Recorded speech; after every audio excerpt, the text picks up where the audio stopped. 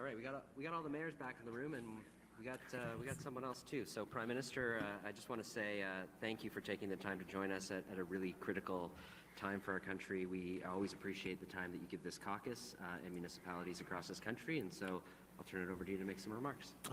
Thank you so much. Good afternoon, everyone. Bonjour. Josh, thank you for welcoming Carole. Thank you for your leadership as well.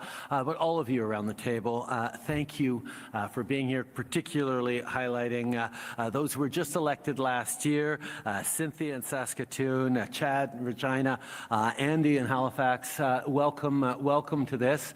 I've been coming to Big City Mayor Caucus for 10, 11 years now, and this is a really important forum for leadership that is truly national. The impact that the big city mayors have on the lives of Canadians in so many ways cannot be overstated, and the opportunity to sit down with you is a foundational responsibility for any Prime Minister, and I'm so glad to have spent as much time as we have doing really important work.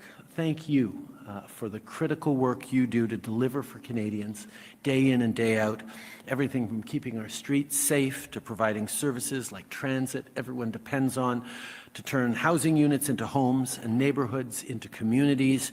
But beyond that, thank you for being vital, irreplaceable partners, particularly at this challenging moment for our country.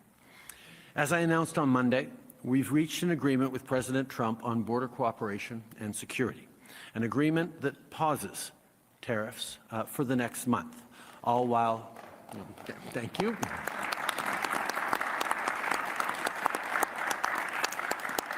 Of course, we will and have committed to jointly tackling the scourge that is fentanyl through the launch of a Canada-U.S. Joint Strike Force, through the appointment of a fentanyl SAR here in Canada, but also through the continued implementation of our ambitious $1.3 billion border plan. See, and I know, because we've had this conversation around this table many times over the past years, we agree wholeheartedly with our American neighbors that fentanyl must be wiped from the face of the earth, that those heartless individuals who traffic this deadly drug, who cynically profit off the pain and suffering of countless Canadians and Americans, must be severely punished.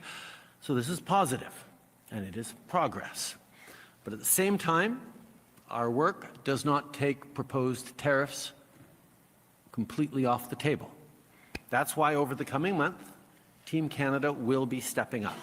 With the help of our Council on Canada-U.S. Relations, with Canada's premiers, Canadian businesses, Canadian unions, Canadian civil society, Indigenous leaders, and crucially, with the help of all of you, Canada's mayors and municipal leaders.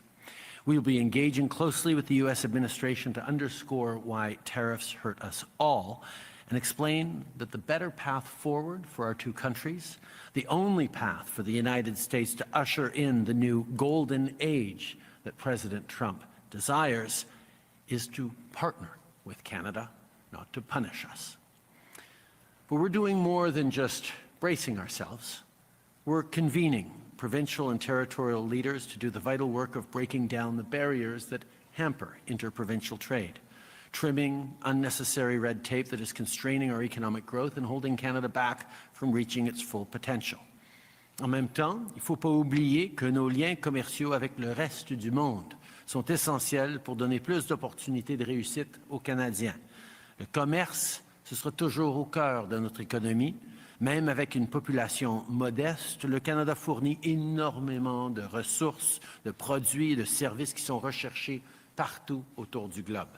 C'est pour ça que notre gouvernement a lancé autant de missions commerciales et ouvert autant de bureaux commerciaux à travers le monde, notamment dans la région Indo-Pacifique. On a conclu de nouvelles ententes commerciales aux 4 coins du monde. Il y a l'accord de partenariat transpacifique global qui nous a permis de renforcer nos liens avec 11 partenaires sud-américains, européens et asiatiques. L'accord économique et commercial global entre le Canada et l'Union européenne. L'accord qu'on vient de conclure avec l'Indonésie, le 4e pays le plus peuplé au monde, et juste cette semaine, un autre accord avec l'Équateur. On ne va pas s'arrêter là, on va continuer d'ouvrir de nouveaux marchés pour nos exportateurs. But as I said, This is an all-hands-on-deck Team Canada effort, and unquestionably, that includes all of you. You are the ones who've built relationships with the leaders of America's largest cities who understand the importance of working together. You are the ones who decide whether your lucrative procurement contract goes to a firm in Moose Jaw or Montana.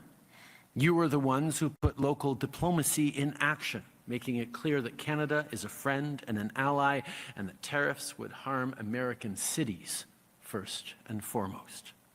À chaque jour, vous travaillez de près avec nos provinces et territoires. Vous êtes bien placés pour parler de l'importance du commerce interprovincial pour vos économies locales, leur rappeler l'importance de créer de nouvelles opportunités et de bons emplois pour les résidents de vos villes.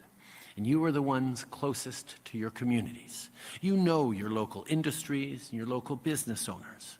And that's vital knowledge for selling Canadian resources, goods, and services, selling Canada to the rest of the world.